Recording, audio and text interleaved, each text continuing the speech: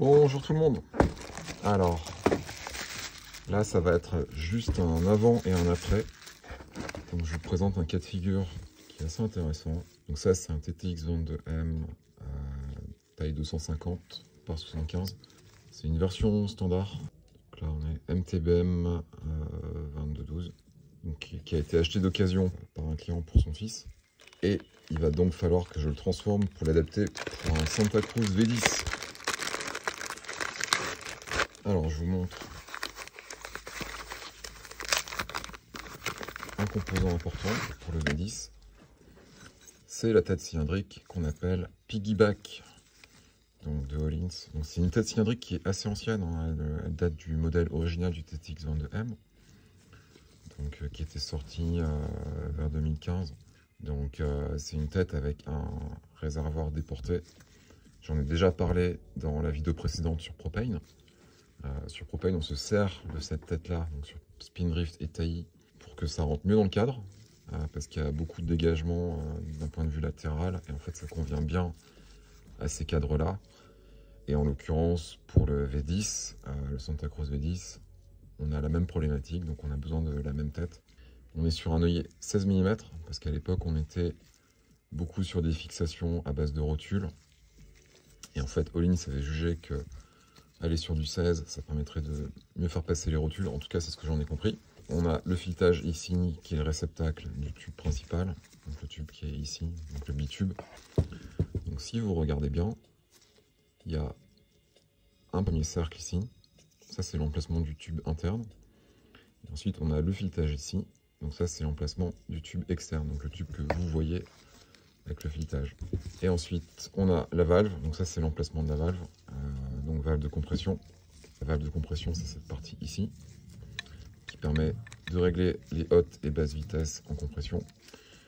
Donc l'emplacement de la valve et des molettes qui vont aller par-dessus. Et ici, le réservoir à azote. Donc on met de l'azote ici. On a une membrane en fait qui va à l'intérieur. Donc là, vous pouvez voir un exemple de membrane. Donc la membrane va ici. C'est une membrane qui va se compresser comme ça quand la tige de l'amortisseur va rentrer dans l'amortisseur quand on est en compression. Et comme l'huile ne se compresse pas, il faut que quelque chose d'autre se compresse et permette de laisser de la place pour la tige quand elle rentre. Et en l'occurrence, la solution, c'est du gaz, donc de l'azote en l'occurrence. Et l'avantage de l'azote, c'est que l'azote se compresse, à l'inverse de l'huile. On peut mettre l'huile sous pression, on ne peut pas la compresser, en tout cas à ma connaissance. Par contre, l'azote se compresse très bien. On change la tête pour pouvoir passer sur Santa Cruz V10, donc amortisseur d'occasion sur lequel on va changer la tête. Et on va aussi changer les settings, à savoir que les settings hydrauliques, quand on est en mesure de les choisir, il faut les choisir en relation avec un ressort. Donc là, vous avez le ressort d'origine de l'amortisseur, donc d'occasion, ça vient d'un autre pilote. Et ça, c'est le ressort choisi pour le pilote qui est assez jeune, mais assez expérimenté en DH. Donc clairement, on va descendre en tarage. 0,8 plus léger que 10. Faut savoir que d'origine, les TTX 22M taille 250, c'est quand même des amortisseurs qui partent du principe que les pilotes ne sont pas légers et vont vraiment rouler en DH. On a un setting d'origine qui n'est pas le plus haut. La compression n'est pas la compression la plus dure, mais pas loin. Donc là, en l'occurrence, on va passer le setting en DHC40. Donc DHC40, c'est un setting qui est de DH, sur une compression qui va être plus dure que sur un amortisseur de trail classique, Trail All Mountain Enduro. Donc clairement, on va redimensionner cet amortisseur pour le V10, mais aussi pour un pilote qui est assez léger.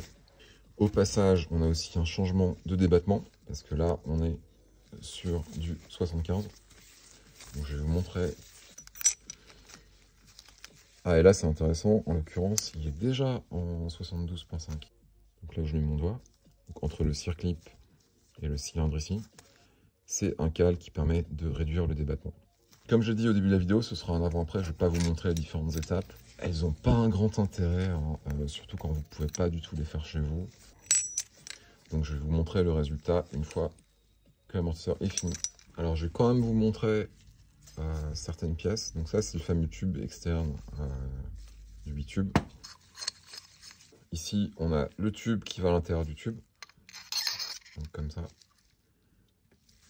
Ça fonctionne avec des pièces qui sont à la jonction entre les deux.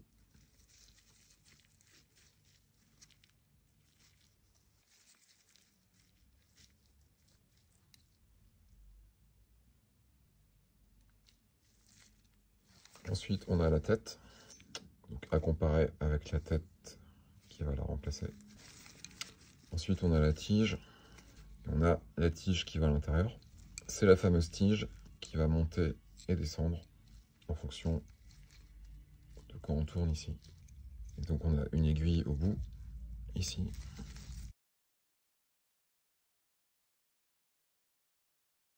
Ça monte. On a la fameuse membrane avec le capot azote. Donc là, on est toujours sur des pièces relativement simples. On n'est pas encore vraiment sur de l'hydraulique pur et dur. Par contre, ici, on a le piston. Alors là, je l'ai desserré en avance. Donc au niveau du piston, on a la première pile de clapet. Donc ça, c'est pour le rebond. On a le piston en lui-même. Donc ça, c'est un piston qui fait diamètre 22 mm. Donc c'est le fameux 22 du TTX 22. Donc le piston, il a un sens.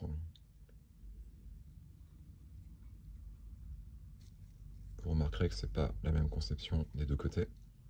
On a la pile de compression. Donc ça, ce sont les clapets au travers desquels l'huile doit circuler quand l'amortisseur est en situation de compresser.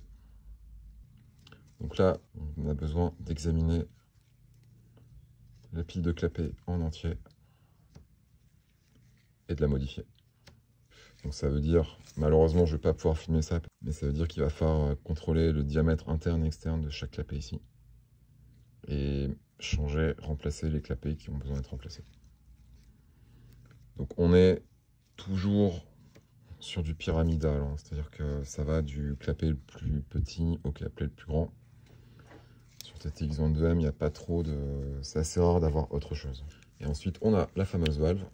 Donc là, il faut bien se méfier quand on démonte. Parce qu'on est clairement sur une pièce où il y a beaucoup de ressorts à l'intérieur. Il y a plusieurs petits ressorts, il y a des billes. Je ne vais pas la démonter complètement devant la caméra. Ces billes et ces ressorts-là, on n'a pas envie de les perdre.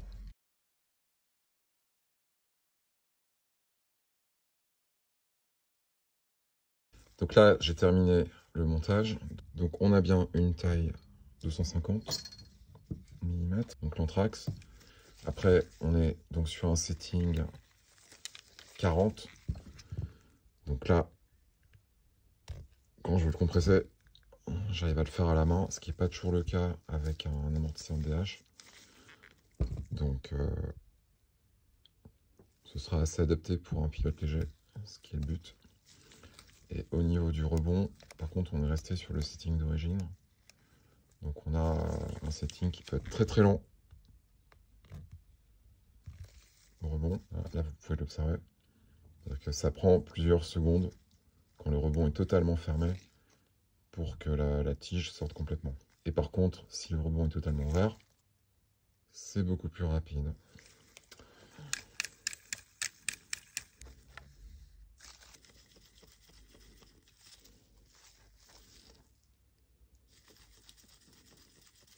J'espère que c'était intéressant. À la prochaine.